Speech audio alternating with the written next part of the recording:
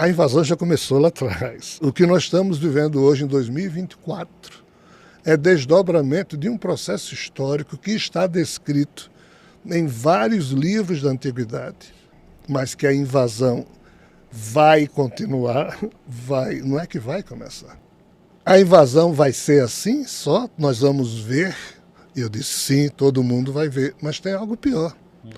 Tem a que a gente não vê, mas que invade a mente. Esse tipo de invasão psíquica, que é um outro tipo de invasão, esse é o pior assunto da questão invasão.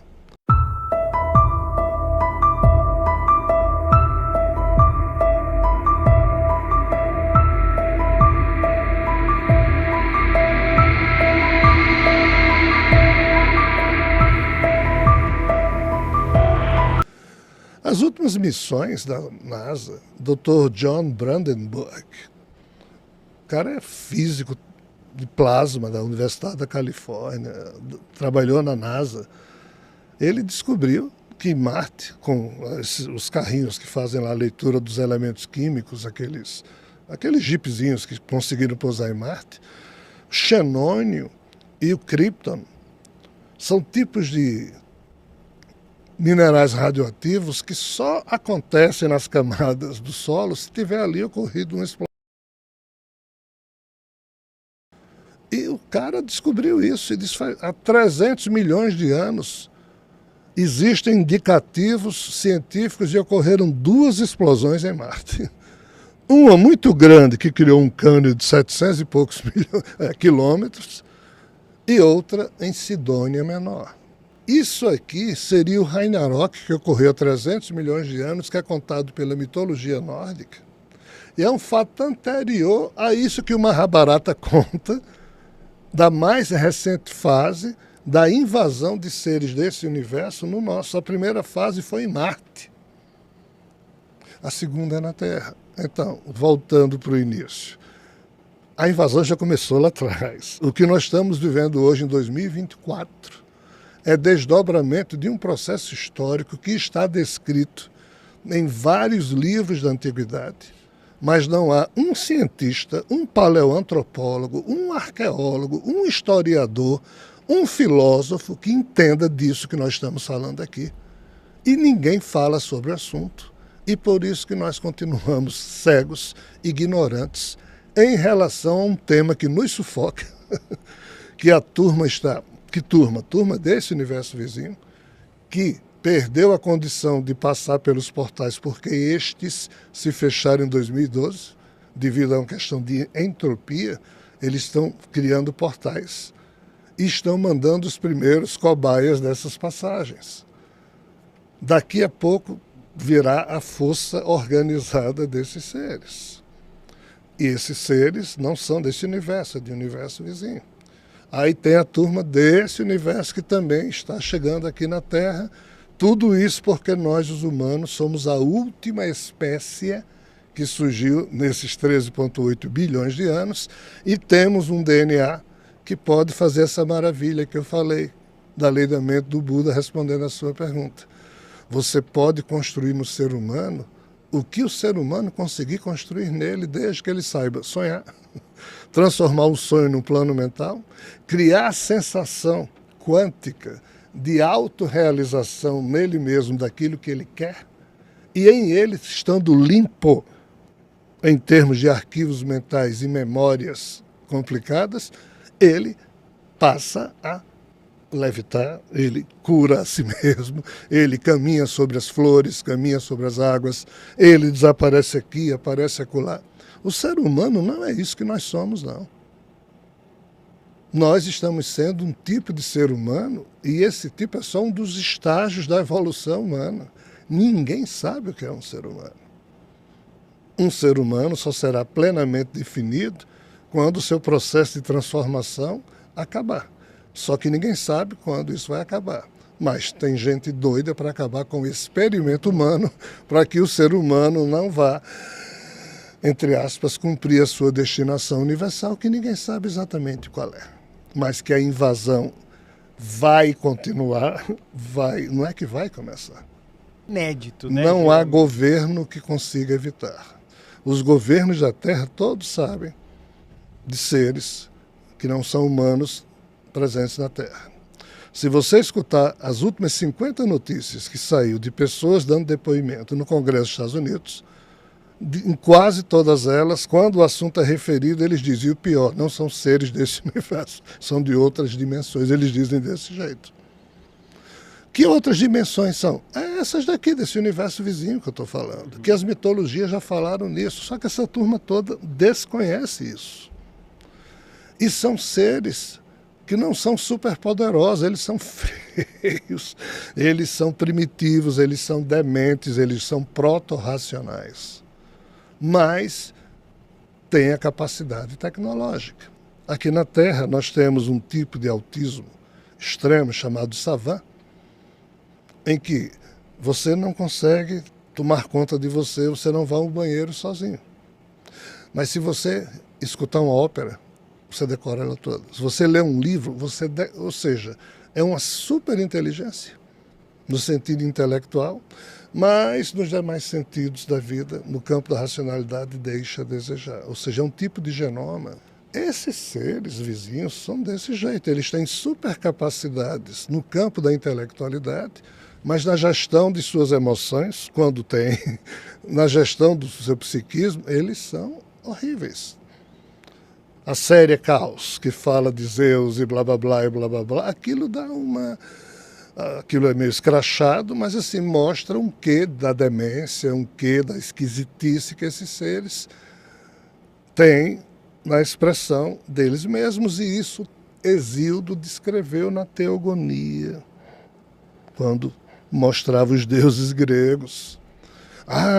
Na Grécia, uma família, quando estava feliz, aí alguém chegava e dizia, ei, não mostrem muita felicidade não, porque os deuses ficam com inveja.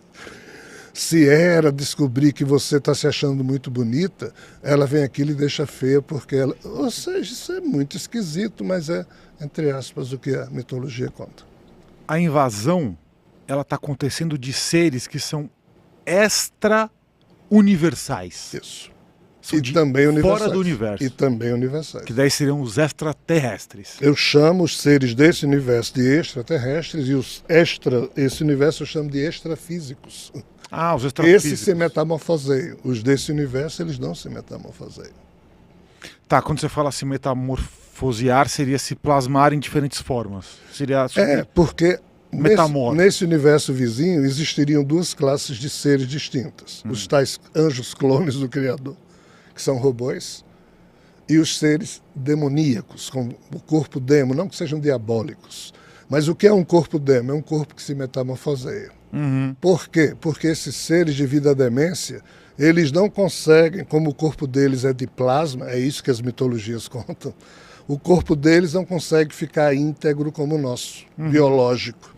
O deles fica pulsando o tempo todo, então dependendo da atitude mental, ele se organiza de um jeito no minuto, aí você mudou o humor, muda. Ou seja, esses seres, eles são metamorfoseáveis e o mais estranho, existe algo que se chama teriantrópicos, que quando você estuda as pinturas rupestres ao longo do Paleolítico Superior, 47 mil anos para cá, em Altamira, em Chavur, vários sítios europeus, e principalmente dos Bosquima no Sam, no deserto de Kalahari, na Namíbia, na África do Sul, você tem lá inscrições, são mais de 17 mil anos de história.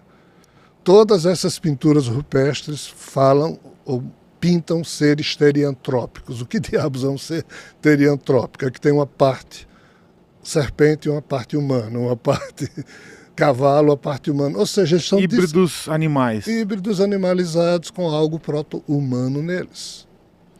E são em todas as pinturas, em todos os quadrantes do mundo.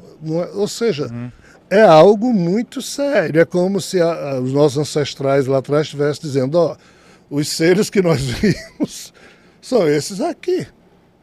Aí a turma da ciência ou da paleoantropologia hoje olha para isso e diz, não, essa turma tomava uma e outra, e o efeito psicoativo de certas plantas, sim, Mas isso não quer dizer que isso esteja errado. Talvez exatamente quando você toma um mais com que os efeitos psicoativos do DMT ali presente permitam que você acesse outros níveis da realidade através de um senso de consciência alterada. E se for esse o canal, entre aspas, que lá atrás os humanos tinham para se comunicar ou serem manipulados pelos seres desse universo vizinho. Mas ninguém estuda isso seriamente. Até hoje, o último livro sério que eu vi sobre esse assunto chama-se Sobrenatural, de Graham Hancock. Se alguém gosta de estudar xamanismo, se alguém gosta de se aprofundar nos temas, vejam esse livro e outros desse autor, porque é um dos poucos caras que estuda isso a sério. Qual que seria a atribuição, então, desses seres híbridos, metade humano, metade animais? Seriam esses seres de fora do universo? São os tais filhos regenerados de Brahma. Antes de Brahma criar essa geração de filhos regenerados da sua mente e do seu corpo, não existiam seres que hoje nós chamamos de animais. Eram outros tipos de seres. São corpos de plasma. Uhum. Essa configuração humanoide que nós temos, ela é recente. Essa história caminhou muito para chegar em seres que só têm 2 braços e uma cabeça. Os Upanishads hindus dizem que, uns milênios atrás, o ser mais inteligente que viveu aqui na Terra tinha 3 cabeças. Por que ele era o mais inteligente? Porque com uma cabeça ele lia os Vedas, com a outra ele fazia yoga e com a outra ele comia. Nós temos 24 horas para poder, com uma cabeça só, dar conta de estudar, de fazer yoga, de ir ao banheiro, fazer comida. Mas quando você tem 3 cabeças, é por isso que você é o ser mais evoluído, porque você evolui mais rápido. Por que que Vishnu tem 4 braços? Por que que Krishna? Por que que Shiva? Essas coisas estranhas que estão descritas nessas mitologias, que fazem com que os sábios da atualidade olhem para isso.